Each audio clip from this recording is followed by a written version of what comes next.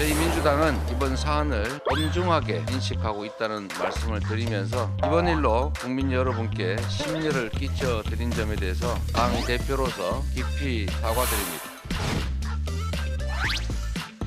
당은 정확한 사실규명과 빠른 사태 수습을 위해서 노력하겠습니다. 이를 위해서 송영길 전 대표의 조기 귀국을 요청했다는 말씀도 드립니다. 확인된 사실관계에 따라서 그에 상응하는 책임과 조치를 다할 것이고 이정근 전 부총장의 녹취 파일로 부정부패에 찌든 민주당의 민낯이 드러나고 있습니다. 선거 때마다 국가 재정 상태는 아랑곳 없이 돈을 뿌리며 표를 사려 해왔던 민주당의 DNA가 더 치밀하고 전략적으로 작동했다는 것에 놀라지 않을 수가 없습니다. 가히 더불어도움봉투당이라고 해도 과언이 아닙니다. 송영길 전 대표를 즉각 귀국 조치시키고 국회의원 불체포 특권을 남용하지 않고 수사기관에 출석하도록 조치하는 등으로 엄중한 지시를 해야 마땅할 것입니다. 이재명 대표는 송영길 전 대표에게 진 빚이 없다면 돈봉투 전당대 관련자들에게 철저한 수사 협조를 하라고 촉구해야 마땅합니다.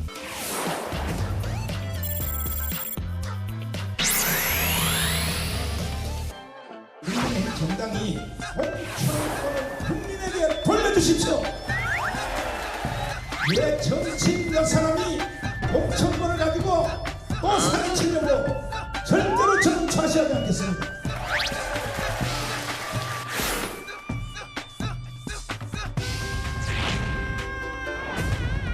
전 국민 당원 가입 운동을 통해서 당원 수가 수백만 수천만이 되도록 만들어야 할 것이며 국민의힘과 결별이라고 할 수 있는데 오늘 내용 보면 이게 정확히 뭐 국민의힘 현 지도부와의 결별을 말하시는 건지가 궁금하고요. 국민의힘 정당과 결별은 뭐냐? 우리 신당 창당입니다. 이렇게 선포를 했더니 국민의힘 정당 쪽에서 많은 분들이 저한테 요구를 했습니다.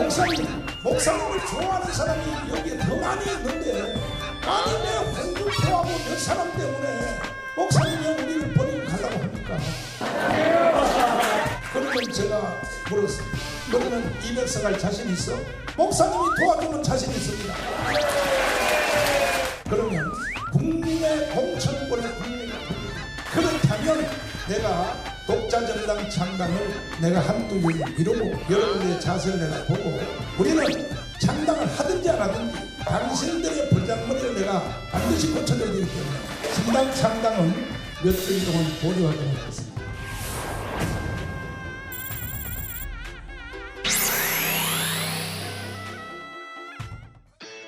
국가대표 정치뉴스쇼 5시 정치부회 시작하겠습니다. 주말 잘 보냈어요? 네, 주말 잘 보냈습니다. 네. 자, 민주당 전당대회 돈봉투 의혹 파문이 일파만파 지금 커지고 있잖아요. 오늘 민주당 이재명 대표가 직접 사과하면서 송영길 대표에게는 조기 귀국을 요청했죠. 네, 이재명 대표가 돈봉투 파문 이후 닷새 만에 공식 사과했습니다. 네. 이번 사안에 대해서 엄중하게 인식하고 있다면서 이를 위해 송영길 전 대표에게 조기 귀국을 요청했다고 밝혔는데요. 하지만 자체 진상조사는 안 하기로 결론 내렸다고 합니다. 수사권이 없어서 실효성 있는 조사가 어렵다고 설명했습니다. 국민의힘 쪽에서는 뭐 적극적인 공세를 좀 펴고 있고 이재명 대표를 대선 후보로 선출했던 전당대회에서도 돈봉투가 오갔다는 소문이 있다. 뭐 이런 네. 또 얘기를 하기도 했습니다. 자, 이런 가운데 태영호 국민의힘 최고위원이 민주당을 이른바 JMS에 빗대서 논란이 되고 있는 거죠. 네, 그렇습니다. 이 태영호 최고위원은 SNS에 쓰레기와 돈, 성의 영문 첫 글자를 따서 JMS 민주당이라고 비판했습니다. 야당의 범죄 의혹을 꼬집겠다는 의미겠지만 수위를 넘은 비난이 아니냐는 지적이 나왔는데요. 이후 태 의원은 게시글을 삭제했습니다. 오후에는 자신의 SNS를 통해서 자신은 당시 토론회에 참석 중이었다면서 보좌진들이 올린 메시지라고 전했는데요. 최종 확인 단계에서 비공개로 보고돼야 할 메시지가 실수로 공개됐다고 해명했습니다. 그러면서 자신과 당사자를 당 윤리위원회에서 심사하도록 요청하겠다고 밝혔습니다. 아, 윤리위에 셀프 네. 회부하겠다는 네. 그런 내용이군요. 자, 좋습니다. 국민의힘 얘기가 나온 김에 아까 이제 영상에서도 봤습니다만 사랑제일교회 목사 전광훈 씨가 원래 오늘 국민의힘과의 결별을 선언하는 기자회견을 네. 하겠다고 예고를 했잖아요. 아까 내용을 들어보니까 조금 다르네요. 네, 좀 다릅니다. 정작 전 씨는 국민의힘 당원 가입 장려의 목소리를 높인 건데요. 네. 특히 정당 쪽에서 많은 사람들이 홍준표하고 몇 사람 때문에 목사님이 왜 우릴 버리고 가냐고 물었다고 합니다. 그러면서 그들이 자신이 도와야 총선에서 200석을 할 수 있다고 말했다는 건데요. 전 씨는 국민의힘의 공천권 폐지 그리고 경선으로 총선 후보를 뽑을 걸 요구했습니다. 이를 수용한다면 신당 창당을 보류하겠다 이렇게 얘기를 했습니다. 김기현 대표는 또 황당하다 뭐 이런 입장을 밝혔다고 하는데요. 네. 저희가 정치 인사에 대해서 자세한 내용 알아보도록 하고요. 최근 김건희 여사가 그야말로 광폭 행보를 이어가고 있잖아요. 네. 민주당에서는 오늘 보니까 공세를 상당히 펴더라고요. 네, 그렇습니다. 이 김건희 여사는 지난주 매일 한두 개의 외부 일정을 소화하면서 활발한 공개 행보를 이어가고 있는데요. 네. 민주당은 조용한 내조를 약속했던 김 여사가 이제는 요란한 내조로 본색을 드러내고 있다고 꼬집었습니다. 그리고 새 의전 비서관 인선을 놓고도 공방이 벌어졌는데요. 국민의힘은 탁현민 전 비서관 사례를 언급하면서 내로남불이라고 맞받았습니다. 좋습니다. 오늘도 뭐 예외 없이 뉴스가 많네요. 네. 그 관련 얘기는 저희가 주민에서 짚어볼게요. 하겠습니다. 네.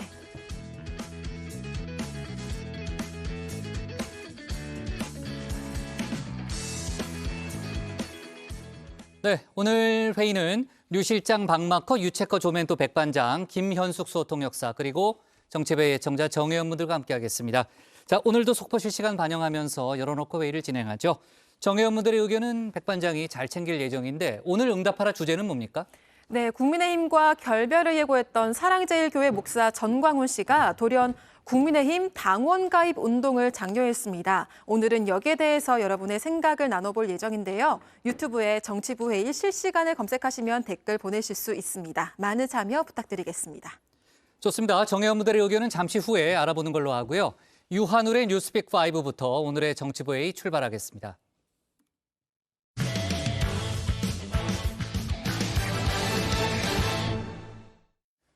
(2021년) 민주당 전당대회 불법 자금 의혹을 놓고 오늘 민주당 이재명 대표가 직접 나섰습니다. 고개를 숙이면서 국민들 앞에 사과를 했고요. 프랑스 파리에 머물고 있는 송영길 전 대표에게 일정을 앞당겨 귀국해달라고 요청했다는 사실을 밝혔습니다. 이 일로 안고 가야 할 리스크가 막대하다고 판단했기 때문으로 보이는데요. 그중에 하나는 국민의힘의 공세겠죠. 관련 내용을 뉴스픽5에서 짚어보겠습니다. 네, 5시 하면 다정해 정혜연들의 뉴스 크리에이터 울체커입니다. 월요일의 뉴스픽5 바로 들어갑니다. 오늘 준비한 소식은요. 조기 귀국 요청, 대자비 테러, 또 화성 18형 대응, 음주운전 신상 공개로 가져왔습니다.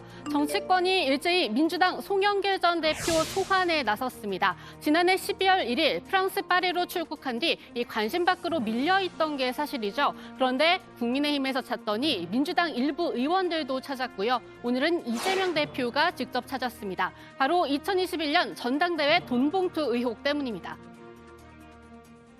이번 일로 국민 여러분께 심려를 끼쳐드린 점에 대해서 당 대표로서 깊이 사과드립니다.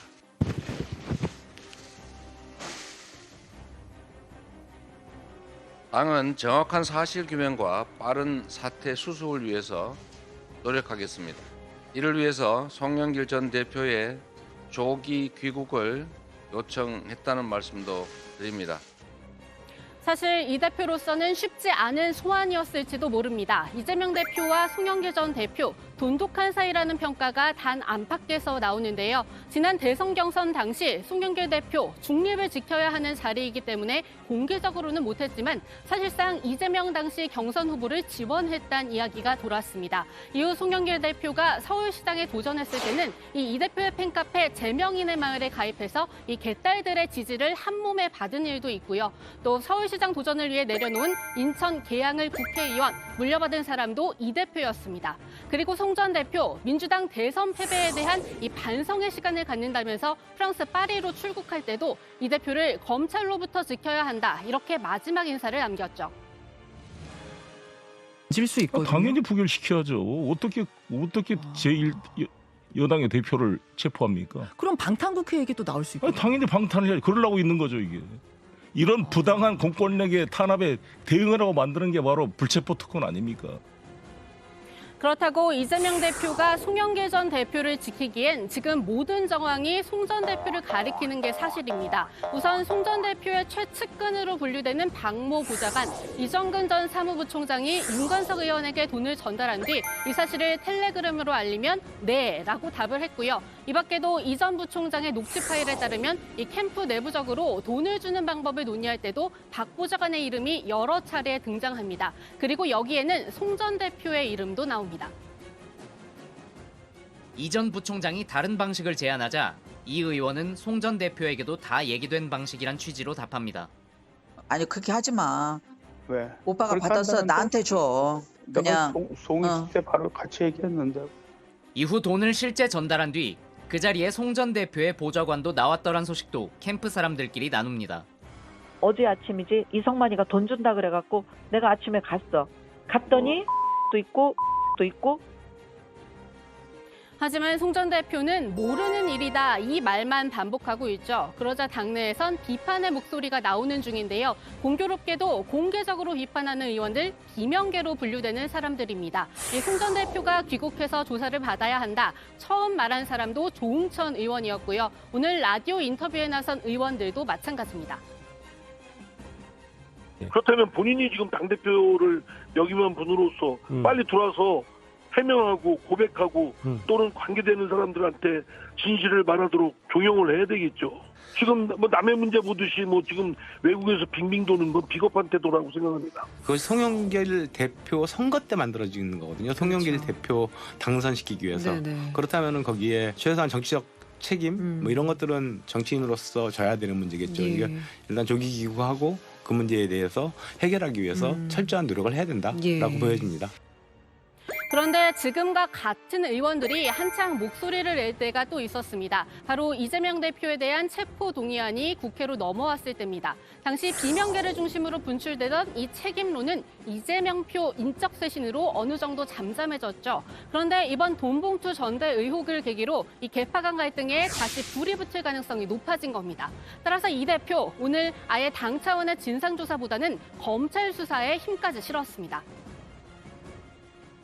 이번 사안은 당이 사실 규명을 하기에는 한계가 뚜렷합니다. 그래서 수사기관에 정치적 고려가 배제된 신속하고 공정한 수사를 요청합니다. 저희 민주당은 확인된 사실관계에 따라서 그에 상응하는 책임과 조치를 다할 것이고 이번 사안을 심기 일전의 계기로 삼아서 근본적인 재발 방지 대책도 확실하게 마련하겠습니다. 결국 이재명 대표가 직접 나선 것만 봐도 알 수 있지만요. 이번 일 정말 민주당으로서는 그야말로 명운이 걸렸다고 할 수 있습니다. 이 점을 잘 아는 국민의힘도 공세 수위를 계속 끌어올리고 있는데요. 당사에는 돈봉투 제보센터를 설치해서 이 민주당의 돈봉투 의혹과 관련한 제보를 받기로 했고요. 국회 법사위 차원의 긴급 현안 질의도 추진한다는 계획입니다. 김기현 대표는 여기에 이재명 대표까지 끌어들였습니다. 관련 민주당 의원 등이 국회의원 불체포 특권을 남용하지 않고 수사기관에 출석하도록 조치하는 등으로 엄중한 지시를 해야 마땅할 것입니다. 만약 그러지 않으면 이재명을 대선 후보로 선출했던 민주당 전당대회에서도 역시 돈 봉투가 오갔다는 세간의 소문이 사실이라고 자인하는 결과를 낳을 것입니다. 하지만 여당도 홀가분하지 못하다는 말은 한때 국민의힘의 전신들에 몸담으면서 이 중요한 선거를 두루 치러본 인사에게서도 나오는데요. 조원진 우리공화당 대표입니다. 하지만 그보다도 더 걱정해야 할 부분, 바로 정치권에 대한 국민들의 불신이란 말이 더 와닿는 시점입니다. 이제 정치가 국민들부터 완전히 그 외면당하는 그러한 상황이 올 수 있겠다라는 걱정이 앞섭니다. 당에 뭐 선거할 때 이렇게 돈이 좀 왔다 갔다 한다 이 말씀이신 건가요? 선거 때도 있고 정치인들이 이제 국회에 들어오면은 권한이 많고 담장을 왔다 갔다 하는 상황들이 있습니다. 그때 중심을 잡고 국회의원내가 되면은 돈하고는 담을 샀겠다. 이런 정신을 가지지 않으면은 어렵습니다. 이거는 뭐 여야를 막론하고 지금 현재 국민들은 국민의힘에 대한 따가운 시선이 있잖아요. 두 번째 픽은 데자비 테러입니다. 지난 주말 일본에서는 기시다 총리를 겨냥한 테러 시도가 있었습니다. 지난 15일 오전 11시 반쯤 기시다 총리가 와카야마 현의 사이카자키 항구에서 선거 지원 연설에 나서기 직전이었습니다. 爆発音は岸田総理が到着した後、応援演説を始める前に聞こえました。男1人がその場で取り押さえられたということです。現場では白い煙が上がり騒然としていました。岸田総理はすぐに安全な場所に離れ無事だということです。 현장에서 바로 붙잡힌 용의자는 일본 효구현에 사는 24살 기무라 류지였습니다. 기시다 총리에게 던진 건 인터넷에 떠도는 정보로 쉽게 만들 수 있는 사제 쇠파이프 폭탄이었는데요. 현지 언론들에 실린 전문가 분석에 따르면 목숨을 위협할 정도는 아니라고 합니다. 하지만 기무라의 배낭에서는 13cm짜리 칼도 나왔다고 하는데요. 경찰은 평소에도 자민당 행사에 참석할 정도로 정치에 관심이 있었던 기무라가 정치적 이유로 테러를 시도했다고 보고 조사를 이어가고 있습니다. 하지만 기무라는 입을 꾹 닫고 있다고 하는데요. 기시다 총리는 테러 시도가 있은 직후에도 선거 지원을 이어갔습니다.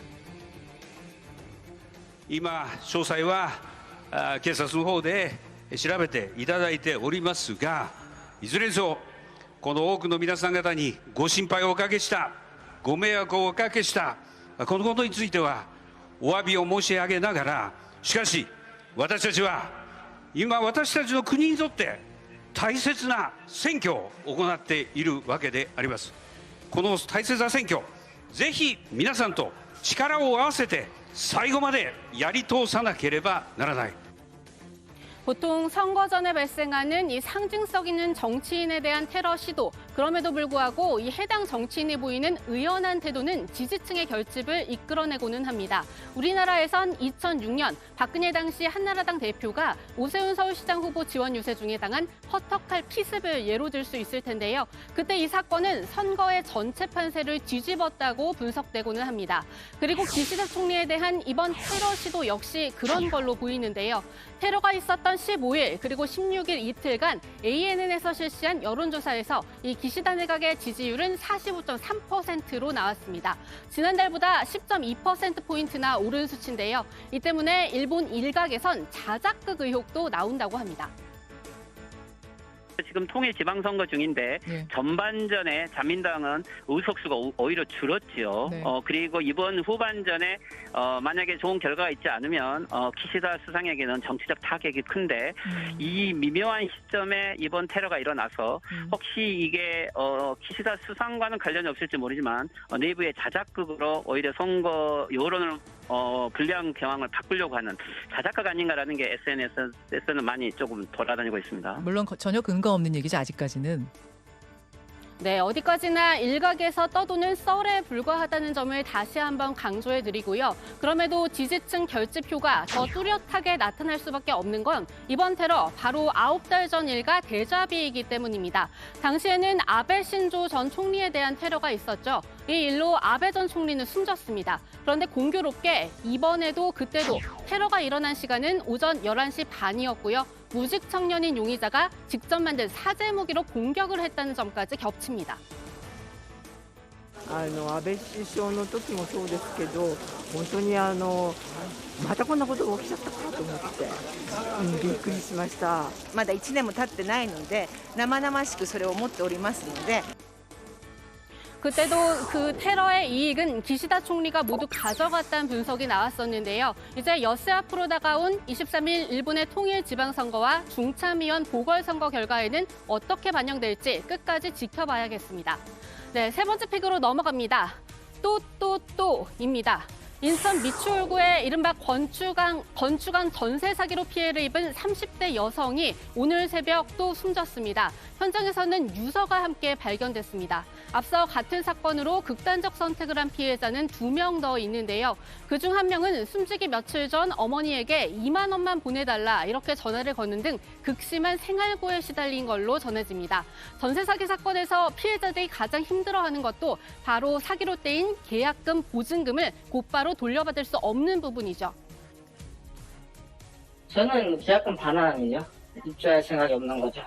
저희도 뭐 해결은 아직까지는 안 된 거니까요. 저희가 요구하는 거는 반환 보증 보험이 빠르게 이루어지는 거고, 네, 피해 대책위는 잇따른 죽음을 막아줄 것을 정부에 다시 한번 강력히 요구한다면서요. 국토부를 넘어 기재부와 법무부 등도 참여하는 범정부 TF를 구성해서 피해자들에게 실질적으로 도움이 되는 대책을 마련해달라고 촉구했습니다. 네, 다음 픽은 화성 18형 대응입니다. 한미일이 동해 공해상에서 탄도미사일 방어 훈련을 진행했습니다. 지난 13일 북한의 신형 고체 연료 ICBM인 이 화성 18형 발사에 대응하기 위해서인데요. 이와 함께 한미 공군도 오늘부터 28일까지 역대 최대 규모의 연합현대 군 종합훈련에 들어갔습니다. 훈련 기간 중에는 미국이 보유한 고체 연료 ICBM 미니트맨 3의 시험 발사도 있는데요. 이 역시 화성 18형에 대한 맞대응 성격으로 풀이됩니다. 네, 오늘 마지막 픽은 음주운전 신상 공개로 가져왔습니다. 스쿨존에서의 대낮 음주운전으로 9살 배승하 양을 숨지게 했죠. 60대 전직 공무원 A씨가 오늘 구속 상태로 검찰에 송치됐습니다. A씨는 운전하기 전 9명과 이 소주와 맥주 13에서 14병을 나눠 마신 걸로 조사돼 더욱 공분을 샀죠. 국민의힘 하태경 의원은 이번 일을 계기로 음주살인 운전자의 신상을 공개하는 법안을 대표 발의했습니다. 음주운전을 하다가 사망케 한 경우는 이제 신상을 공개한다는 것이고요. 상습 음주운전자도 신상 공개 대상에 포함을 시켰습니다. 상습 운전자의 법적인 기준은 10년 이내에 2회 이상 음주운전이 있을 경우에 신상 공개를 하기로 한 겁니다. 네, 오늘의 뉴스픽은 여기까지입니다. 들어가서 원픽 뽑겠습니다. 뉴스픽 5였습니다. 민주당 전당대회 돈봉투 의혹, 지금 이제 정치권을 강타하고 있죠. 특히 이제 국민의힘이 총공세를 이어가고 있는데 송영길 전 대표와 이재명 대표를 연결시켜서 동시에 책임론을 제기하고 있는 거죠. 그렇습니다. 뭐 이심 송심 이런 이야기를 하면서 이제 공세를 펴고 있는데요. 앞서 네. 유체커가 김기현 대표의 발언을 일부 전했죠. 김 대표는 이 송영길 전 대표의 지역구를 이재명 대표가 사실상 물려받은 사실을 언급했습니다. 그래도 엄중한 지시를 해야 한다 이렇게 주장을 했는데요. 조수진 최고위원은 아예 2021년 전대 당시에 송 전 대표는 이재명계의 지원을 받았고 또 이 대표 대선 패배 이후에 송 전 대표는 자신의 지역구를 내줬기 때문에 이번 사태는 이 대표와 관련이 있을 것이라는 분석이 나온다 이렇게 주장을 하기도 했습니다. 네, 국민의힘에선 이번 의혹이 이른바 이재명 대표가 연루된 의혹들과도 닮아 있다 이런 비판도 나왔는데요. 전주의 원내대변인은 이번 의혹을 전당대회 게이트로 규정하면서 이른바 이재명 게이트와 닮았다 이렇게 말했습니다. 직접 들어오시죠.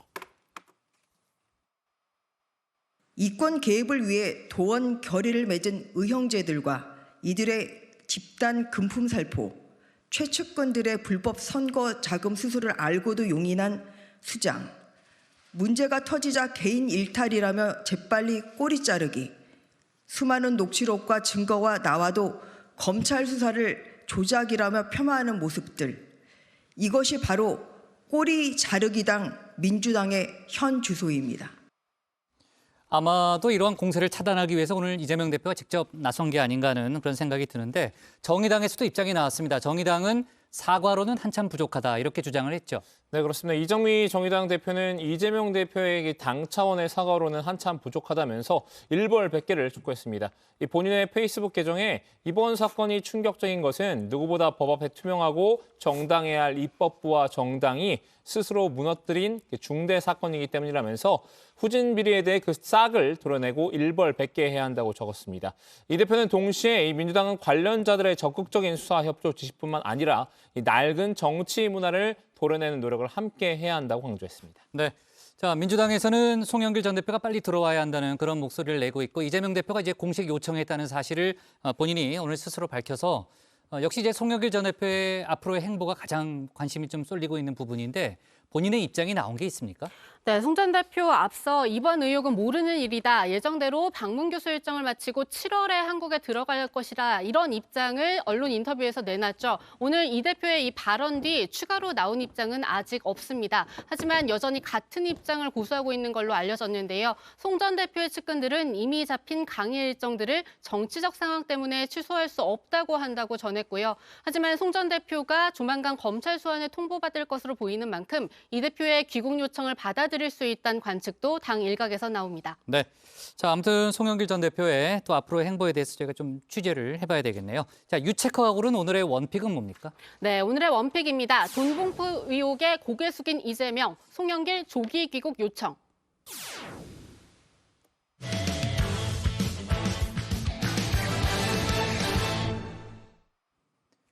미국 측이 대통령실 도청 의혹에 대해 유감을 표명했다고 김태호 국가안보실 1차장이 밝혔습니다. 문서는 위조고 악의적 도청은 없었다고 했던 기존 입장에서 변화한 거죠. 민주당은 유감 표명은 우리 국민을 대표해 대통령이 직접 받아야 한다고 했는데 관련 상임위 소속 의원들은 용산 대통령실을 직접 찾아가서 김 차장의 해임을 요구하기도 했습니다. 관련 내용을 국회 상황실에서 짚어보겠습니다. 네, 오늘 국회 상황실은 여론 상황실로 시작을 해보겠습니다. 오늘자 리얼미터 여론조사 결과부터 살펴볼 텐데요. 윤석열 대통령 지지율 긍정평가 33.6%, 그에 비해서 부정평가는 63.4%였습니다. 긍정평가는 2.8%포인트 떨어지고 부정평가는 2.4%포인트 오른 건데 이 매우 잘못한 비중이 좀 높다는 점 보이시죠? 좀 더 구체적으로 살펴보면요. 대구, 경북, 즉 TK 지역을 제외하면 모든 지역에서 부정평가가 더 높게 나타났습니다. 특히 지난주와 비교하면 이 강원도와 이 제주 지역의 매우 잘못한 응답 비율이 50% 이상으로 높아지면서요. 이 TK와 PK 이 두 지역을 제외하면 모든 지역에서 매우 잘못함이 과반 이상으로 나왔습니다. 정부 여당의 텃밭이라고 불리는 이 PK와 TK 역시 매우 잘못한 여론이 40%, 50%대에 육박하는데요. 윤 대통령은 이달 들어서 두 지역에 연달아 이렇게 방문을 했었죠. 이 방문의 효과가 있었다고 봐야 할지 아니면 없었다고 봐야 할지 좀 애매해 보입니다. 대구 시민의 땀과 눈물이 담긴 역사의 현장, 바로 이 서문시장에 이러한 우리의 헌법 정신이 그대로 살아 있습니다. 부산만의 일이 아닙니다. 대한민국의 일이고 모든 시도의 일입니다. 네, 지지율 성적표를 받아든 대통령실에서는 개각과 인적 쇄신설 솔솔 나오고 있습니다. 3주 뒤면요, 취임 1주년입니다. 또 총선을 약 1년, 이제 정확히는 11개월 정도 앞둔 시점이기도 하죠. 출마를 염두에 둔 인사들도 좀 있을 듯한데요. 대통령실이 내부적으로 출마 의사가 있는지 조사를 했다는 보도도 나왔습니다. 먼저 내각부터 먼저 살펴보면요. 국가보훈처에서 승격된 국가보훈부 장관 청문회가 5월에 예정이 되어 있죠. 이를 계기로 해서 소폭 개각 가능성이 거론이 됩니다. 정치인 출신 장관들이 여럿 있는데 그중에서도 외교안보 라인 교체와 맞물려 있는 권영세 통일부 장관의 경우에는 당으로 돌아갈 가능성이 높다, 이런 보도가 나왔습니다. 정부 여당의 지지율이 지금 연동이 되는 상황이죠. 윤 대통령과 좀 케미가 통하는 이런 무게감 있는 인사가 여당에서 중심을 좀 잡아줘야 한다, 이런 요구가 있다고 하는데요. 최근에 국민의힘의 상황 순조롭지가 않죠. 정책 문제, 대일 외교나 이런 근로시간제 관련해서는 그래도 보수층이 결집하면서 한 30%대까지는 버티는데 사람 문제가 최근에 불거진 것이 홍준표, 그다음에 또 정광훈 목사, 그리고 김기현 대표까지 결국은 사람 문제가 발생할 때 가장 윤석열 대통령의 지지율은 안 좋았다. 네, 관련 소식은 정치인사이드에서 좀 더 다뤄보고요. 정치 출신의 다른 장관들도 이렇게 많이 있습니다. 당으로 돌아갈지, 만약에 돌아간다면 언제 가게 될지 관심이 쏠리는 상황이고요. 대통령실의 경우에도 정치인 출신 비서관들이 있죠. 수석 비서관급에서는 김은혜 홍보수석, 또 이진복 정무수석, 강승규 시민사회 수석의 출마 가능성이 이제 거론이 되고 있습니다. 주진우 법률비서관, 이시원 공직기강 비서관 같은 이런 윤심을 업은 검사 출신 비서관들의 출마 가능성도 이제 거론이 되고 있는데요. 다만 국민의힘 안팎에서는 이런 검사 출신 출마자들 총선에 도움이 될 것인가 아닐 것인가, 이런 이야기들이 설왕설래하고 있습니다. 이런 교체 바람에 힘을 입은 걸까요? 대통령실의 경우에는 일부 인사가 이미 나기도 했죠. 김승희 행정관이 의전 비서관으로 승격이 됐습니다. 김 비서관은 이 김건희 여사의 대학원 동기고요. 김 여사를 앞서서도 주로 담당을 해왔기 때문에 김 여사의 보폭이 넓어지는 것과 무관치 않다, 이런 이야기가 나오는데요. 의전 비서관이 물러날 당시에 갈등설이 불거지기도 했던 그런 인물입니다. 비서관하고 선임행정관이 갈등이 있었다. 이런 것은 있을 수가 없는 일인데요. 과연 의전비서관을 할 만한 그런 경력과 또 능력이 되느냐.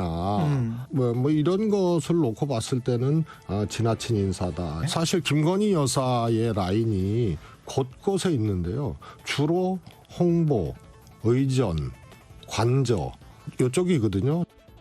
네, 김건희 여사 관련 소식은 주민에서 더 다뤄보도록 하겠습니다. 최근 윤 대통령의 지지율 하락 원인은 외교 때문이라는 분석이 많죠. 한일 정상회담에서의 이 저자세 외교가 논란이 됐던 가운데 미 정보당국의 대통령실 도청 의혹까지 불거진 상황입니다. 정부의 미온적인 태도, 국정 지지율에도 영향을 미쳤습니다. 긍정평가가 지난주보다 4%포인트 하락하면서 27%를 기록했는데요. 국민들이 꼽은 부정평가 이유, 외교가 28%로 1위였습니다. 네, 대통령실 도청 의혹의 경우에는 도청 그 자체보다는 대통령실의 대응이 더 반발을 샀다는 평가가 나오고 있습니다. 위조다, 악의적 도감청은 없었다 이런 설명에 대해서인데요. 전면에 나서서 해명을 했던 김태효 국가안보실 1차장의 태도가 특히 논란이 됐습니다. 동맹국인 미국이 우리에게 어떤 악의를 가지고 했다는 정황은 지금 발견되지 않고 있습니다. 그 얘기는 구체적으로 묻지 마시죠. 어제 제가 한마디로 했으니까. 미국 같은 경우에 같은 주제로 물어보시려면 전 떠나겠습니다. 됐습니까? 해명이 굉장히 좀 서투르고 거칠다. 그리고 국민들이 볼 때는 앞뒤가 안 맞고. 김태호 차장이 좀 더 결과적으로는 중요한 게 메시지도 중요하지만 메신저도 중요하다. 같은 내용이라도 어떻게 언론에 대응을 하느냐 이 부분이 또 중요했다고 봐야 되겠죠. 게다가 이 문서가 위조됐다고 했던 우리 대통령실의 해명과는 다르게요. 미국에서는 기밀 문서의 유출로 규정을 하고 심각하게 보고 있다고 했죠. 기민하게 유출자를 체포하기도 했습니다. 21살의 미 매사추세츠 방위군 소속의 정보병 잭 테세이라였는데요. 이름까지 공개가 됐죠. 미 연방수사국 FBI는 간첩법 위반 혐의 등을 적용해서 검찰에 기소를 했습니다. 워싱턴 포스터는 이 디지털 세대 내부자 위협의 출현이라는 전문가들의 평가를 보도하기도 했는데요. 결국 우리 대통령실 국가안보실장 그리고 외교 비서관의 대화가 미국의 20대 밀리터리 덕후, 즉 군사 매니아의 과시욕 때문에 만천하에 공개가 된 셈입니다. A lot of people were wary of him, especially since he was really into the whole guns thing. And spoke about it quite often, and I know it's kind of off-putting to some people. 네, 미 바이든 대통령은 테세이라가 왜 애초에 기밀 문서에 대한 접근권이 있었는지부터 파악하라 지시를 했는데요.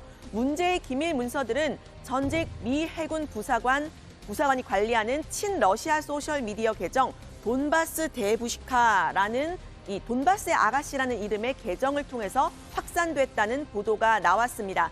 이 기밀 문서가 어떤 경로로 확산됐는지도 조사가 이어지고 있습니다. Yes, I've instructed the department to make sure that they get to the root of why he had access in the first place, to focus extensively on the extent to which it all occurred. And that's going on right now. 네, 미국의 대응에 이 대통령실의 입장도 바뀌었습니다. 방미를 마치고 돌아온 김태효 실장, 공항에서 기자들을 만나서요. 미국 당국자들이 만날 때마다 유감 표명을 하고 공조를 약속하더라 이렇게 이야기를 한 겁니다. 우리는 이 악의적인 도청 없었다고 앞서서 미국을 두둔했는데 정작 미국에서는 유감을 표명했다는 건데요. 김 차장이 직접 문서 유출 그리고 도감청 문제는 의제가 아니다 이렇게 밝혔던 만큼 이 미 당국자의 태도를 사과로 봐야 하는지도 애매한 상황이 됐습니다. 우리 정부는 어떤 입장을 좀 전달하실 계획이세요? 할 게 없죠. 왜냐하면 누군가가 위조를 한 거니까. 따라서 자체 조사가 좀 시간이 걸릴 거고요. 제 방미의 목적은 이게 아닙니다. 추가적인 상황이 나올 때마다 긴밀하게 소통을 하기로 확답을 줬고요. 저를 만날 때마다 유감 표명 그리고 앞으로 긴밀한 공조 약속.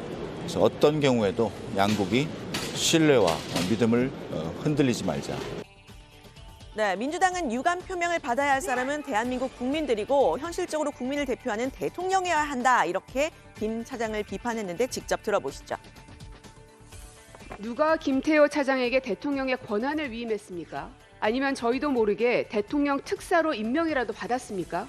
윤석열 대통령은 한미 정상회담에서 미 측으로부터 공식적인 사과를 받아오길 바랍니다.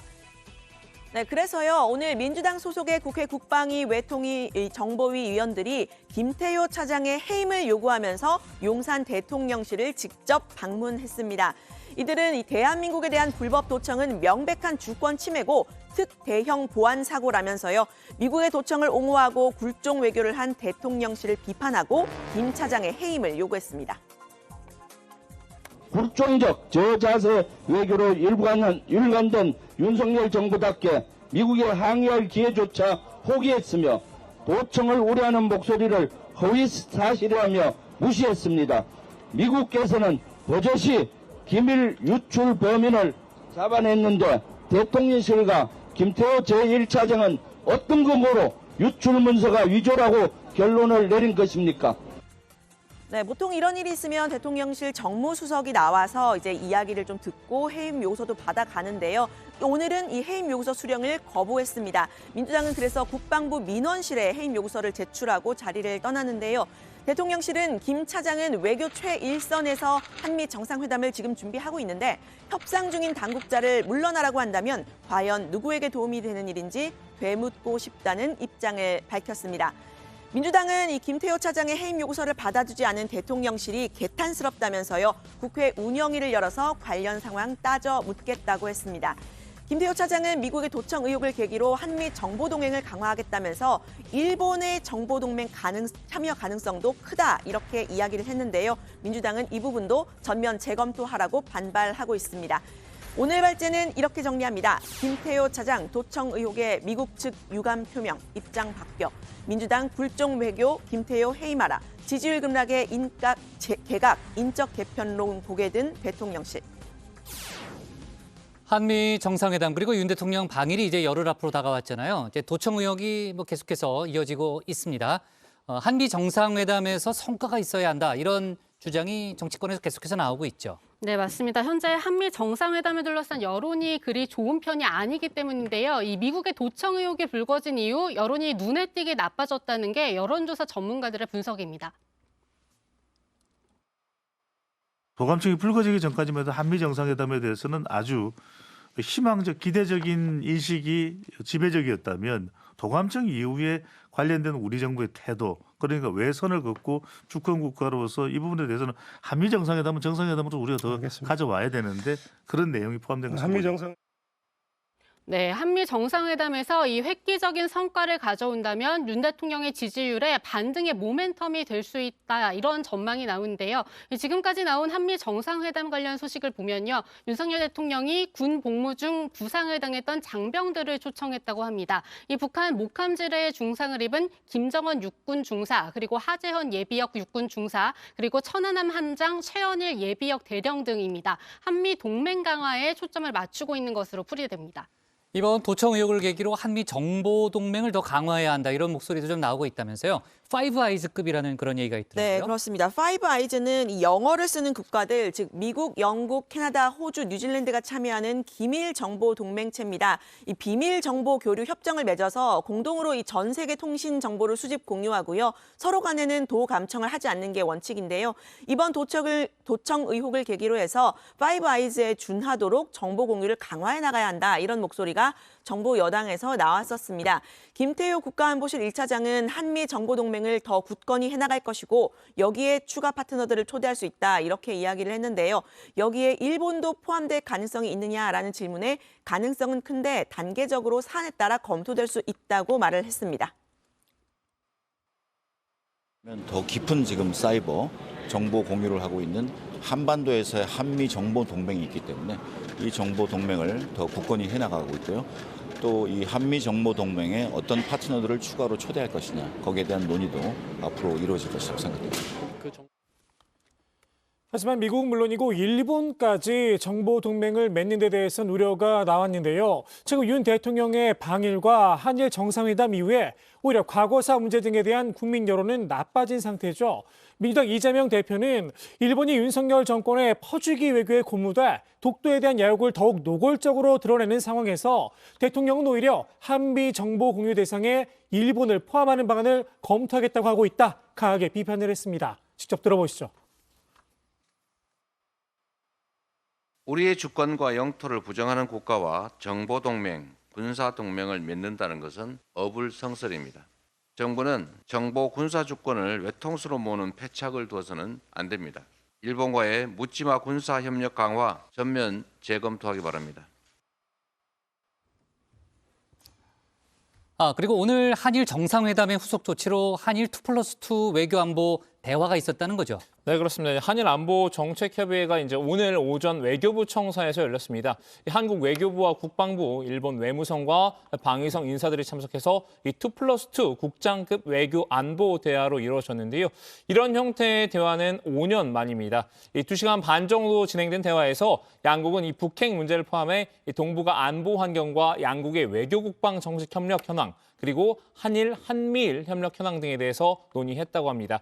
한일 간 안보 협력을 미래 지향적으로 발전시켜 나가자는데 공감대를 이뤘다는 게 외교부의 설명인데요. 오늘 협의는 지난달 한일 정상이 만나서 양국 간 다양한 협의체를 복원하자고 한 데 따른 후속 조치라고 합니다. 좋습니다. 오늘 발제 이렇게 정리하겠습니다. 김태효 도청 의혹의 미국 유감 표명, 민주당 김태효 해임으로 제목을 잡겠습니다. 다음은 조익신 멘토의 정치 인사이드입니다.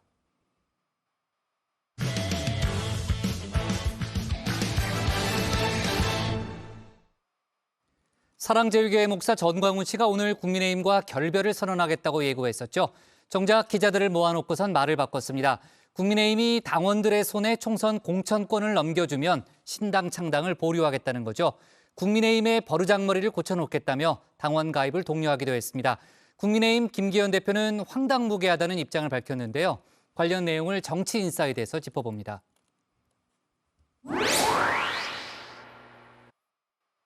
근데 어찌하여 세상에 국민의힘 정당은 나가보고 나가라는 거야, 나가라고. 그래, 나가줄게. 내일 우리 나가주는 선포식 내일 오전 10시부터 한다, 우리 교회에서. 국민과 결별 선언을 예고한 정광훈 씨. 아쉬운 건 국민의힘이다. 장담을 하기도 했죠. 2달도 못 돼서 우리한테 다시 들어오라고, 기어오고 들어오라고 니들이 할 날이 머지 않았어. 가문이 없는요 어떤 우파 정당도 존재할 수 없어요. 윤석열 정부의 방파제 역할, 이른바 아스팔트 우파가 하고 있다는 자신감이 묻어났습니다.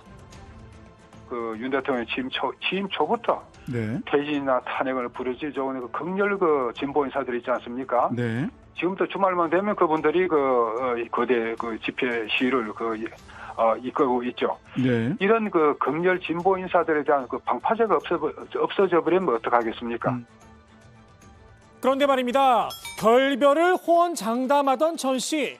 어찌된 일인지 말을 슬쩍 바꿨는데요. 국민의힘 정당과 결별은 뭐냐면 우린 신당 창당입니다. 당원 한 달에 당비 1,000원씩 내는 이들에게 공천권을 돌려주시기를 바랍니다. 이것을 이걸 수용하면 제가 국민의힘 정당과 새로운 정당 창당을 잠시 보류하겠습니다. 국민의힘 인사들이 당을 버리지 말아달라 요청을 했다는 겁니다. 전 씨는 결별 대신 당원에게 공천권을 돌려달라는 요구 조건을 내걸었죠. 역시 선지자는 다른 걸까요? 미리 사전 정지 작업까지 시작했습니다. 기독교, 불교도, 천주교도 등 모든 종교인들은 경쟁적으로 국민의힘 당원 가입 운동에 참여할 것을 호소합니다. 기존 기독당이 현재 당원이 100만이 넘어 있습니다. 그러니까 거기다 200만만 더 추가하여 자유한국당을 도와주면, 국민의힘 정당을 도와주면 반드시 저들이 윤석열 대통령을 앞세워서 자유통일까지 해줄 줄 믿고 제가 당원 모집에 최소한도로 가속도를 붙여서 국민의힘 총선 공천권 본인이 영향력을 행사하고 싶은 게 아닌가 싶습니다. 과거에도 꽤나 욕심을 냈다고 합니다. 황교안 대표가 대표일 때 치렀던 그 총선에서 공천 자리를 요구했다. 10수개 요구했다는 게 맞습니까? 10수개보다 훨씬 많습니다. 아, 10수개? 그러니까 말도 안 되는 요구를 하니까 제가 같이 할 수 없었던 거죠. 제가 그러니까 타락했다는 말을 하는 거죠. 전 씨의 갑작스런 결별 선언 예고에도 당혹감을 감추지 못했던 국민의힘. 만남이 있어야 이별도 있고 헤어짐도 있는 건데 국민의힘 당원도 아니고요. 그분하고 우리하고 한 몸이 아닌데 분리가 한다는 것도 저는 좀 이상해요. 난데없는 결합 선언에 더 난감해졌습니다. 지금 국민의힘 당원 가입 운동을 하시겠다는 것 같아요. 더 들어가서 국민의힘을 뭐 이런 표현이 맞는지 모르겠어서 자기 것으로 만들겠다 이렇게. 황당무계하기 짝이었습니다. 아니 도대체 지금 우리 당을 뭘로 알고 지금 그렇게 얘기하는지 모르겠는데 어이가 없습니다. 그 입을 당장 좀 닫아주셨으면 좋겠습니다. 전 씨의 말 한마디 한마디에 휘둘리고 있는 국민의힘. 결국 이 문제를 풀어야 할 사람은 김기현 당대표가 아닌가 싶은데요. 당 지도부는 홍준표 대구시장을 내치며 이른바 가만히론을 설파했었죠. 가만히만 있으면 계속 반복되는 공격이 더 강해져요. 그러니까 우리가 소위 시쳇말로 그 가만히 있으면 가만히로 한다. 전 씨 눈에도 김 대표가 가만히로 보일 수 있습니다. 홍 시장에 보여준 결기, 오발탄이 아니었다는 걸 보여줄 필요가 있지 않을까요? 최근에 이제 극우와 단절이라는 사실 타당한 말씀을 하신 거거든요. 정광훈을 잘라야지 왜 홍준표를 자릅니까? 그래서 완전히 오발탄이죠. 국민의힘에선 전 씨와 아무런 연결고리가 없다고 하지만 국민들 눈엔 보이는 끈이 존재하죠. 김기현 대표는 이사야 같은 목사, 선지자라고 칭찬을 했고 김재원 수석 최고위원은 또 그런 이야기를 그 정광훈 목사 유튜브에서 했고 그러면은 끈이 있는 거 아닙니까? 김기현 대표가 한 이야기는 썩 이전에 그 한 이야기였고 과거 이야기다. 과거 이야기고 예. 김재원 최고위원의 그 거기 가서 한 발언은 본인 자체가 대단히 부적절했다고 이미 사과한 그런 부분입니다. 김 대표 그 끈 중에 하나입니다. 과거 이야기라고 치부하기엔 이번 전대 과정에서도 우호적인 모습을 보여줬습니다. 대한민국의 선지자 정광훈 목사님 자리에 소개하겠습니다. 우리 신혜식 대표님을 중심하여 우리가 꼭 자유통일을 해냅시다. 대한민국 보수의 뿌리 그 정통성을 회복하자. 많은 분들이 힘이 크게 보탬이 됐지만 역시 신혜식 대표님이 그중에서 흡됩니다. 전당대회 뒤 전 씨 입에선 이런 말까지 나왔습니다. 김기현 장로님이요. 이번에도 우리가 김기현 장로님을 사실 밀었잖아. 왜 먼저 확실하게 꼬리표를 떼지 못하는 걸까요? 당내에선 이번 참에 아스팔트 세력과 단절해야 한다는 목소리도 높은데 말입니다. 탄핵이 지금도 사기라고 주장하는 사람이나 지금도 지난 2020년 총선이 사기라고 부정선거라고 주장하는 분들은 저희들이 같이 갈 수가 없습니다. 설마 이 세력이 못내 아쉬워? 이런 생각을 가지고 있는 건 아니겠죠? 저는 결별이라는 말은 쓰지 않습니다. 지금은 아니다. 잘못한 걸 고치고 그러면 얼마든지 다시 올 수 있는 거죠. 아, 그렇게 정치라는 거는 늘 생물이라고 하지 않습니까? 국민의힘에선 김 대표 문제는 언급을 자제하는 분위기인데요. 대신 김재원 최고위원을 징계해야 한다는 데 대해선 한 목소리를 냈습니다. 처음에 5.18 발언이 있을 때는 이제 비판, 그런 말 왜 하느냐 이렇게 당에서 비판이 제기됐는데 그 다음에 사과하고 나서 또 천하통일 발언을 하셨단 말입니다. 그것도 비판이 제기되니까 또 이제 사과했는데 그다음 또 4.3 발언하시고 김재원 최고위원 예. 막말로 국민들에게 실망을 주지 않았습니까? 이건 징계를 해야 된다고 저는 생각을 합니다. 징계 수위도 중징계가 내려질 거란 관측이 나옵니다. 그럼 만약에 윤리위원회로 간다면 이준석 전 대표의 징계 수위에 준해서 생각한다면 상당히 중징계가 나올 수 있는 거 아닙니까, 그러면? 그럴 것 같습니다. 예, 형평성을 고려해서 아마 뭐 양두구육 이런 발언했다고 당 지도부의 징계 문제, 김 최고위원 한 사람만 원포인트로 끝날 상황은 아니죠.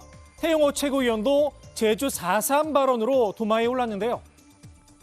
4.3 사건의 장본인인 김일성 정권에 한때 몸담궜던 사람으로서 오늘 4.3 단체들이 태 최고위원에게 오는 21일까지 4.3 망언을 사죄하고 4.3의 역사적 진실에 대한 공식적인 입장을 밝히라고 요구했습니다. 만일 이때까지 입장 발표가 없다면 국민의힘 윤리위원회에 제소하는 건 물론 법적 절차도 밟겠다고 경고를 했습니다. 태 최고위원 사과나 자숙은커녕 활발한 대외 활동을 이어가고 있죠. 최근엔 독도는 일본 땅이라고 명시한 일본의 외교 청서를 화답의 징표라고 주장해 또다시 구설에 올랐는데요. 일본이 명백히 밝습니다. 일본이 가지고 있는 여러 현안들에서 앞으로 협력해야 할 중요한 이웃이라고 일본이 거기다 명시했습니다. 이런 표현은 지난 6년 동안에 없던 거예요. 우리가 감읍해야 됩니까? 우리가 강제동원 해법안을 무리하게 굉장히 역동적으로 우리가 변해서 일본한테 줬잖아요. 그런데 거기에 관해서 우리가 중요한 이웃이라고 수사적으로 그 정도 말한 것에 우리가 굉장히 좀 높이 평가를 하고. 북한에선 도대체 근현대사를 어떻게 가르치는 걸까요? 문득 궁금합니다. 태 최고위원은 막말로도 존재감을 드러냈죠. 오늘 소셜미디어에 이런 글을 올렸는데요. 쓰레기, 돈, 섹스 민주당이라면서 역시 JMS 민주당이라고 썼습니다. 원색적인 단어를 사용해서 민주당을 사이비 종교단체인 JMS에 빗댄 겁니다. 글쓴이의 품격이 느껴지는데요. 태 최고위원, 현재는 이 글을 삭제한 상태입니다. 김기현 대표, 과연 태 최고위원에게 어떤 조치를 내릴지 궁금합니다. 오늘의 정치인사이드 이렇게 마무리합니다. 당 대표로서 엄중히 경고합니다. 이 시각 이후 당의 이미지를 실추시키고 당원을 부끄럽게 만드는 언행에 대하여 지위 고하를 막론하고 당헌 당규에 따라 당 대표에게 주어진 권한을 보다 엄격하게 행사하겠습니다. 태영호 최고위원이 소셜미디어에 민주당을 JMS에 빗댄 글을 올려서 지금 논란이 됐잖아요. 해당 게시물을 일단 삭제를 하고 해명글을 다시 올렸다는 거죠. 네, 그렇습니다. 태영호 최고위원은 이 해당 글을 의원실 보좌진들이 작성했다고 설명했는데요. 본인에게 이 최종 확인을 요청하는 과정에서 비공개로 보고돼야 할 메시지가 실수로 전체 보기 상태로 공개가 됐다는 겁니다. 태 최고위원은 이를 보고 바로 삭제를 지시했다고 밝혔습니다. 태 최고위원은 당에 누를 끼친 데 대해 죄송스럽고 사과드린다면서 당의 어떤 조치도 달게 받겠다고 적었는데요. 이 문구는 저와 당사자를 당 윤리위원회에서 심사하도록 요청하겠다로 다시 수정했습니다.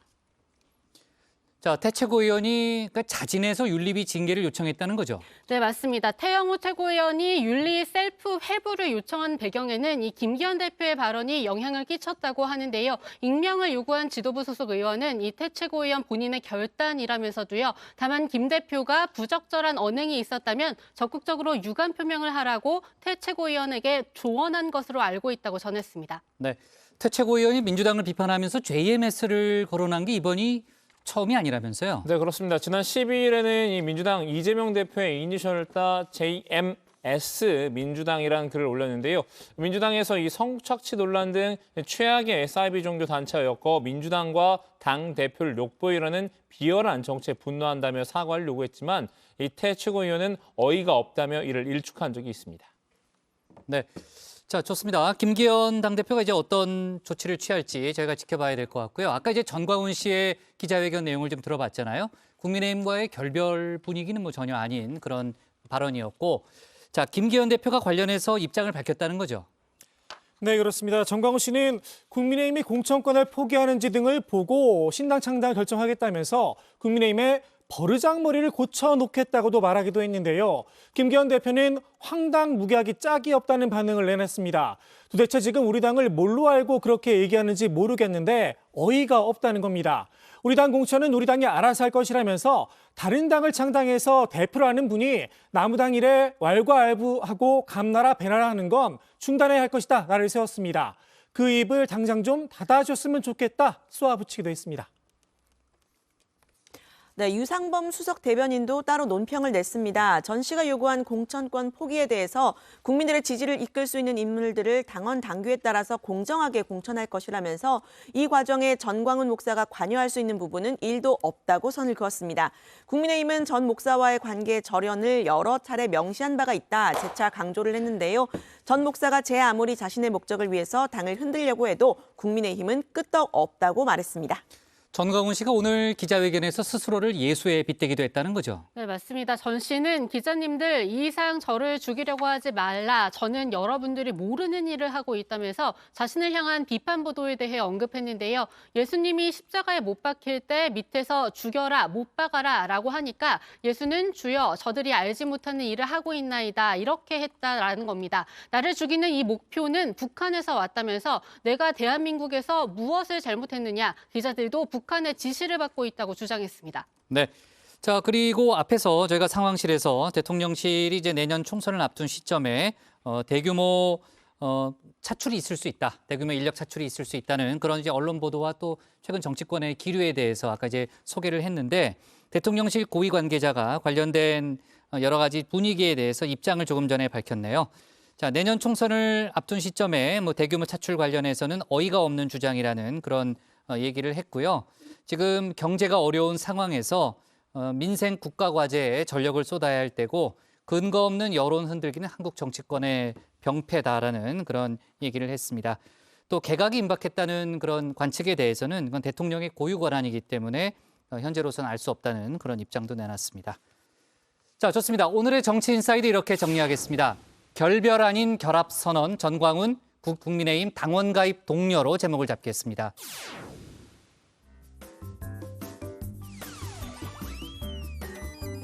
안녕하세요. 정치부의 소통 시간 백반장입니다. 여러분 주말 잘 보내셨나요? 푹 쉬다가 맞은 월요일 다들 몸이 찌뿌둥하시죠? 이럴 때는 잠깐 기지개를 켜주면 좋다고 하는데요. 혈액순환도 원활해지고 척추 건강에도 도움이 된다고 합니다. 다정해 보시면서 기지개도 켜시고 간단하게 스트레칭 하시는 것도 좋을 것 같습니다. 네, 오늘의 소통 주제는 전광훈 국민의힘 당원 가입 운동 여러분의 생각은입니다. 먼저 다정회에서 미리 살펴본 댓글들 보겠습니다. 네, SYY1님, 목회자가 목회일이나 열심히 할 일이지 국민의힘에서 과연 전광훈과의 고리를 끊을 수 있을까라고 하셨고요. KICC님, 여당이건 야당이건 보수고 진보고 다 떠나서 종교가 정치와 결합했을 때 역사에서 긍정적인 방향으로 마무리가 된 걸 보고 들은 기억이 없습니다라고 하셨습니다. 네, 정의원분들께서 방송을 보시면서 올려주신 댓글들도 함께 보겠습니다. 먼저 쭌쭈닝님, 가입 동료는 아니라고 봅니다. 당원 가입은 본인들의 판단이지 전광훈 씨가 나서서 하라는 건 좀 부담스럽지 않을까 하는 생각이 듭니다라고 하셨습니다. 그리고 이백군님, 정치에 관심을 가지려면 목회자 신분 내려놓고 정치하세요. 하나님 욕보이지 마시고라고 하셨습니다. 댓글 보내주신 정의원분들 모두 고맙습니다. 이 시간 이후로도 댓글로 다정회와 함께 소통해주세요. 지금까지 응답하라 다정이었습니다. 백반장 수고 많았고요. 다음은 박준호 마커의 주민으로 갑니다.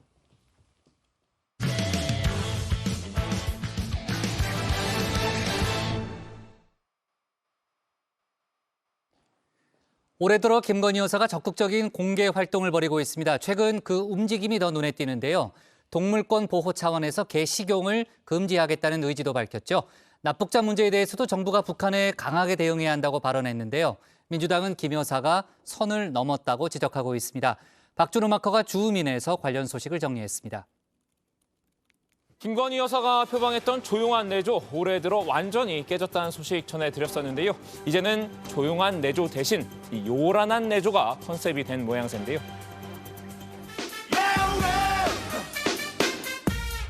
Make it louder, make it louder, make it louder. 김건희 여사의 행보가 거침없습니다. 최근 공개 일정을 부쩍 늘렸는데요. 지난 11일부터 14일까지 연속으로 나흘간 외부 일정을 소화했죠. 지난 14일에는 이 빨래방 봉사 활동을 마친 뒤 민심 투어에도 나섰습니다. 시장을 돌며 먹거리를 샀는데요. 이 통 큰 인심이 눈길 끌었습니다. 어떤 게 맛있어요? 이게 지금 봄이라서 맛있는 딸기거든요. 잼 딸기 이런 게요. 안에 잼이 있어요? 네. 이건 조금만 풀어봐 주실까요? 이거는 블루베리. 블루베리요.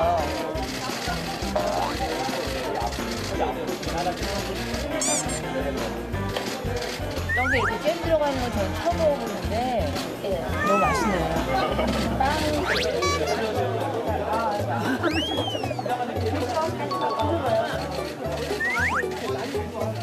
우리가 복지관에 할머니한테 드릴 건데 이게 너무 예쁜 것 같아요. 이거 하트. 또 따뜻하네요. 방금을 하셨어요? 이거를 한 2마일 정도 주세요. 2마일. 이쪽으로 보내주시면 돼요. 네, 알겠습니다. 네. 찍을까요? 같이 나오세요. 감사합니다. 이달 들어서 언론에 노출된 김 여사의 일정 10번이 넘습니다. 이 대구 서문시장 방문과 BI 실사단 만찬처럼 윤석열 대통령과 동행하는 일정도 있었지만요. 김 여사 단독 일정도 많았습니다. 이달 미국에 국빈 방문할 때도 이 질 바이든 여사와 함께 참석하는 행사 등 여러 일정이 빼곡히 차 있다고 합니다. 김 여사의 대외 활동이 부쩍 늘면서 이 대통령실 홈페이지에 올라오는 김 여사의 사진도 늘어났죠. 이 화보 수준의 사진이 공개가 되면서 이 대통령실 홈페이지가 김 여사의 개인 SNS냐는 비판도 나왔습니다. 대통령실 공무원들이 김건희 여사 개인 사진 촬영에 열을 올리고 대통령실은 최소한의 공사 구분도 하지 못합니까? 누가 대한민국의 대통령인지 헷갈릴 정도입니다. 윤석열, 김건희 공동정부입니까? 야당 입장에서는 김 여사의 광폭 행보가 영 탐탁지 않은 눈치인데요. 조용한 내조가 아니라 요란한 내조라며 날을 세우고 있습니다. 대선 때는 온 국민 앞에서 눈물로 아내의 역할에만 충실히 하겠다며 조용한 내조를 약속했던 김건희 여사가 남편이 대통령이 되는 경우라도 아내의 역할에만 충실하겠습니다. 이제는 점입가경의 요란한 내조로 본색을 드러내고 있습니다. 특히 야당은 김 여사의 선 넘는 행위를 문제 삼고 있습니다. 김 여사가 내조가 아니라 이미 정치의 영역에 발을 들였다는 겁니다. 자기 오늘따라 왜 그래? 은근 선 넘는다? 어머, 그렇게 느끼셨어요? 야당이 비판하고 있는 건 크게 세 가지입니다. 첫 번째는 개식용인데요. 김 여사 개인적인 관심사안인 동물권과 관련해서는 적극적으로 목소리를 내고 있죠. 개식용을 금지하겠다는 의지를 드러냈는데요. 윤석열 정부 임기 내에 종식시키도록 노력하겠다는 약속까지 했습니다. 지난 15일에는 이 카트린 콜로나 프랑스 외교장관도 따로 만났는데요. 이 자리에서 이 동물권 진전을 위해 이 양국의 정책 교류를 희망했다고 합니다. 실제로 김 여사의 이런 움직임은 입법 활동으로도 이어졌는데요. 국민의힘 최고위원인 태영호, 조수진 의원이 관련 법안을 각각 발의한 겁니다. 두 의원실은 일단 김 여사와 관계없이 한 달 넘게 준비했던 법안이라고 확대 해석을 경계했는데요. 민주당은 의심의 눈초리를 보내고 있습니다. 영부인의 지시가 아니고서야 그런 우연이 겹칠 수 없다는 주장입니다. 김건희 여사의 말 한마디면 여당 국회의원들이 법을 척척 내주고 또 인사청문회를 거친 장관들이 영부인의 지시사항이라며 외교 테이블에서 의제로 논의되고 그러는가 보죠. 두 번째는 납북자 관련 김 여사의 발언입니다. 지난 12일 김 여사는 납북자 억류자 가족을 만났는데요. 이 자리에서 이 정부가 국제사회와 힘을 모아 이 납북자 억류자의 생사 확인과 귀환을 위해 힘써야 한다고 말했습니다. 이런 납치 문제에 대해서는 북한에 강하게 해야 한다는 당부까지 있었는데요. 이 발언을 두고 일각에선 부정적인 여론이 일었습니다. 이 책임도 권한도 없는 대통령 배우자가 정부의 향후 정책 방향을 제시하듯 말하는 건 부적절하다는 건데요. 납북자, 억류자 관련 사안은 남북 실무회담 등에서 전쟁 시기와 그 이후 소식을 알 수 없게 된 사람 등의 우회적 표현을 사용한 만큼 남북 관계에서 민감한 문제다. 이처럼 예민한 사안에 대해 대통령 배우자가 자신의 입장을 천명하고 나아가 북한을 향한 강한 태도까지 주문한 것은 이례적이고 선을 넘은 발언이 아닐 수 없다. 납북자 문제는 외교적으로 민감한 사안이죠. 민주당도 김 여사가 멋모르고 주제넘는 발언을 했다고 꼬집었습니다. 특히 스스로 고개 숙인 허위 이력에 관해 국민으로부터 어떤 면죄부를 받았길래 책임도 권한도 없는 민간인이면서 이토록 수위를 넘나드는 정치적 발언을 내놓습니까? 이런 발언들은 대통령이 책임감을 가지고 해야 할 말들입니다. 생사 확인은 정부의 강한 의지와 외교력으로 풀어야 합니다. 대통령실의 의전 비서관 인사 문제도 도마 위에 올랐는데요. 이 대통령실 지난 14일 김승희 의전 비서관실 선임 행정관을 의전 비서관으로 승진 임명했죠.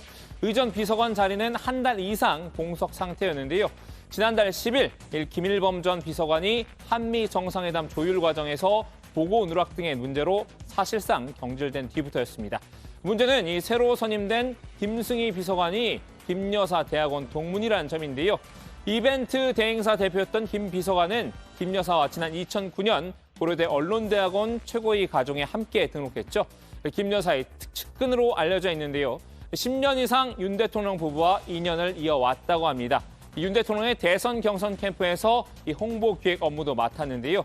당장 민주당은 김건희 측근 챙기기라고 날을 세웠습니다. 김승희 의전 비서관은 김건희 여사의 대학원 동기, 소위 김건희 라인으로 분류되는 인사입니다. 의전 비서관 자리에 영부인의 측근을 기용한 사례는 최초일 것입니다. 국민 여론은 무시한 채 오로지 이 최측근만 챙기면 된다는 식의 편협한 인사관이라는 지적인데요. 이 한동안 잠잠했던 제2부속실 재설치도 수면 위로 다시 올라왔습니다. 이 대통령실 아래 김 여사를 공적으로 관리할 수 있는 전담부서를 둬야 한다는 요구인데요. 지난 1월부터 민주당을 중심으로 꾸준히 제기되었던 주장입니다. 그리고 지금 보니까 영부인이 아니라 대통령 행세를 하는 거예요. 저는 반대 안 해요. 잘하신 거예요. 그렇지만은 영부인 부속실이 없고 대통령실의 관리를 받고 있잖아요. 네. 그러면 나중에 오해가 생길 거예요. 민주당은 이번에도 같은 논리를 펼쳤는데요. 이 제2부속실이 없는 마당에 김 여사의 공개활동비는 어떤 근거로 어느 부서에서 충당하고 있는지 모르겠다고 의문을 나타냈습니다. 지금이라도 이 부속실을 만들어 대통령 부속비서관실이 여사를 보좌하는 지금의 기형적 시스템을 원상복구해야 합니다.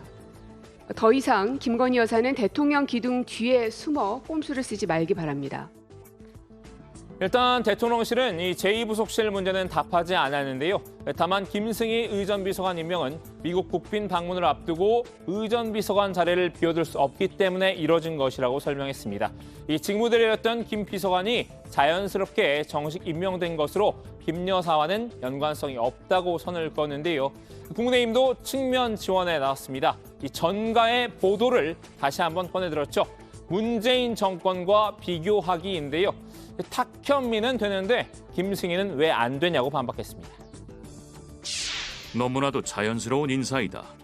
문재인 정권 청와대에서 그렇게 자랑스러워하는 탁현민 선임 행정관이 의전 비서관이 된 것과 무엇이 다른가? 전형적인 민주당의 내로남불에 불과하다. 자, 오늘은 김건희 여사에게 줌 인해봤습니다. 김 여사, 이 대선 국면 때 논란이 됐던 사법 리스크를 어느 정도 털어냈다고 생각한 걸까요? 이 활동 영역을 점차 넓혀 나간 듯한 모습인데요. 대선 때 국민들과 약속한 아내로서의 역할은 어디까지일까요? 오늘 주민 한마디는 영화 속 대사로 정리하겠습니다. 상당히 괜찮은 아줌마였거든, 그 양반이. 지방 구석구석 관리도 잘하고 그리고 매사에 손을 딱 잘 지켜. 내가 원래 손을 넘는 사람을 제일 싫어하는데. 네, 자 김건희 여사가 지난 13일 한강 투신 실종자 잠수수색 중에 숨진 고 유재국 경위의 집을 방문했었잖아요.